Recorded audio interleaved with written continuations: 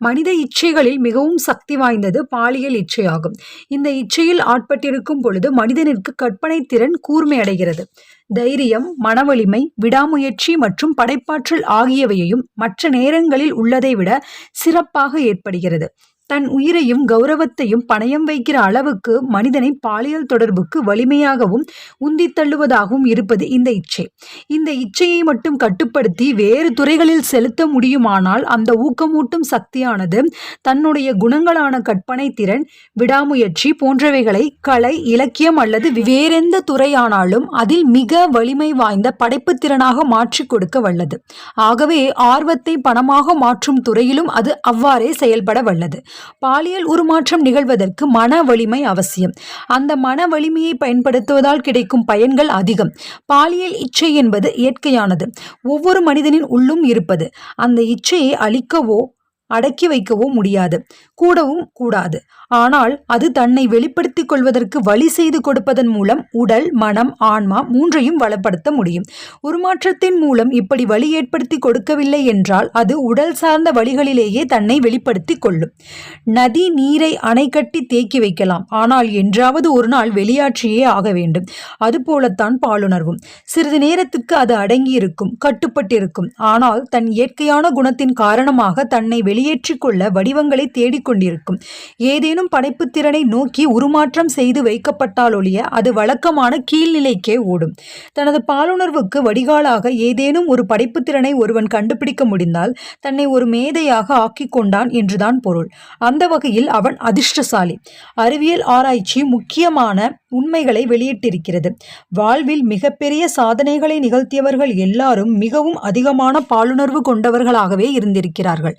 உணர்வை உருமாற்றம் செய்யும் கலையை அவர்கள் அறிந்திருக்கிறார்கள். மிகப்பெரிய செல்வத்தை சேர்த்தவர்களும் கலை, இலக்கியம், தொழில், கட்டிடக்கலை, சுய தொழில்கள் போன்ற துறைகளில் உச்சத்தை அடைந்தவர்களும் யாராவது ஒரு பெண்மணியின் செல்வாக்கால் ஊக்கம் பெற்றவர்களே.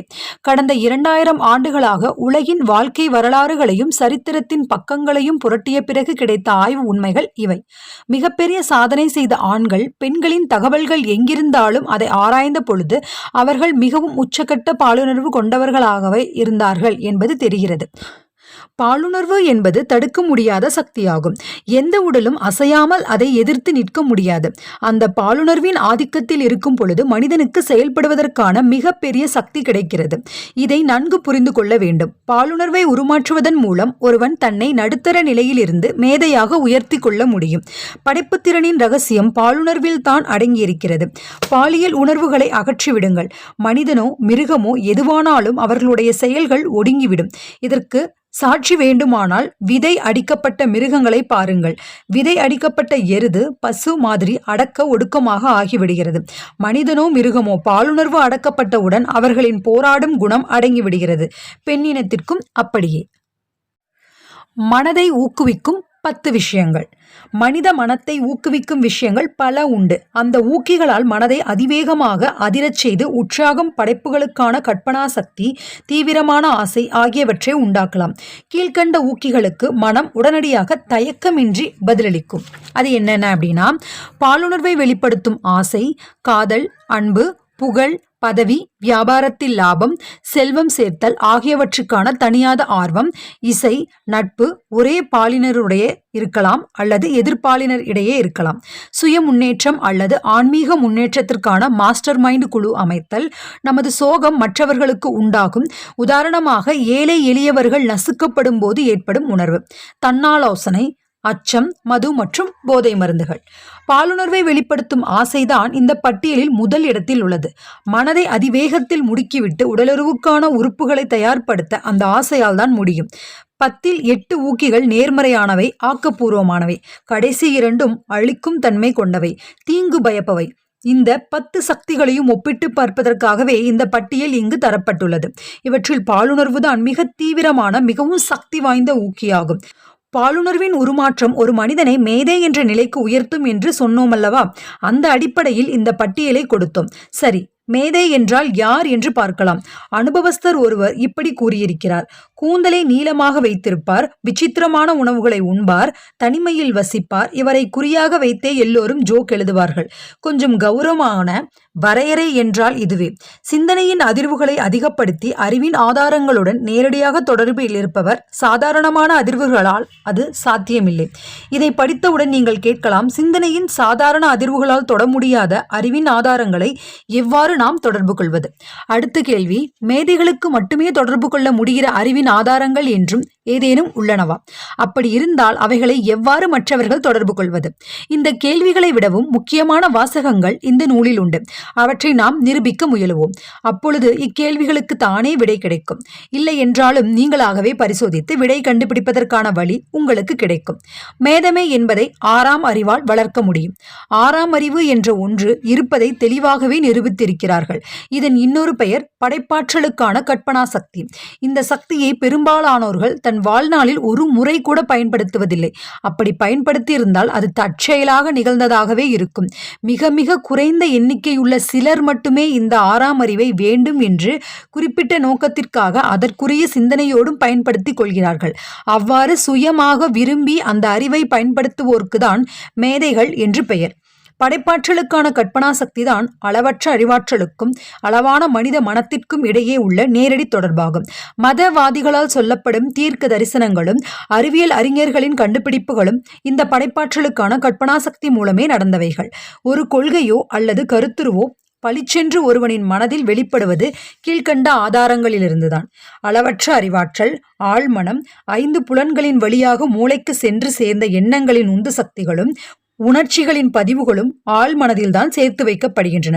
வேறு யாரோ ஒருவருடைய மனதிலிருந்து வெளிவந்த எண்ணம் அல்லது உணர்வு மனத்திலிருந்து கிளம்பிய கருத்துருவை அல்லது கொள்கையை சித்தரிக்கும் படம் அல்லது வேறு யாரோ ஒரு மனிதனின் ஆழ்மனம். வேறு ஆதாரங்கள் இல்லை. இதிலிருந்து ஊக்கமளிக்கும் கருத்துக்கள் அல்லது மனதில் வெளிப்படுவது கிடைப்பதற்கு மனமானது சாதாரணமான எண்ணங்களின் போது அடையும் அதிர்வுகளை விட மிக அதிவேகத்தில் அதிர்வுகளை அடையும் பொழுது படைப்பாற்றலுக்கான கற்பனா சக்தி எழுப்பப்பட்டு செயல்படுகிறது. மூளையானது 10 ஊக்கிகளில் ஏதாவது ஒன்றின் மூலம் ஊக்கப்படுத்தப்பட்டால் நம்முடைய வழக்கமான தொழில் அல்லது வியாபாரம் சம்பந்தப்பட்ட பிரச்சனைகளுக்கு தீர்வு காணும் போது நம் எண்ணங்களை எந்த தளத்தில் செலுத்துகிறோமோ அதைவிட உயர்ந்த ஒரு தளத்திற்கு நம்மை கொண்டு போய் வைக்கும். அதனால் தூரங்களை கடந்தும் அளவுகளை கடந்தும் நம்மால் சிந்திக்க முடியும். அப்போது உண்டாகும் சிந்தனைகளின் தரமும் சாதாரண எண்ணங்களை விட உயர்ந்ததாக இருக்கும். ஆகாய விமானத்தில் பறக்கும் பொழுது எவ்வாறு உயரத்திலிருந்து கீழே இருப்பவற்றையும் தொடுவானத்திற்கு அப்பால் இருப்பதையும் அதற்கு மேலே இருப்பதையும் கூட நம்மால் காண முடிகிறதோ அத்தகைய அனுபவமே இது.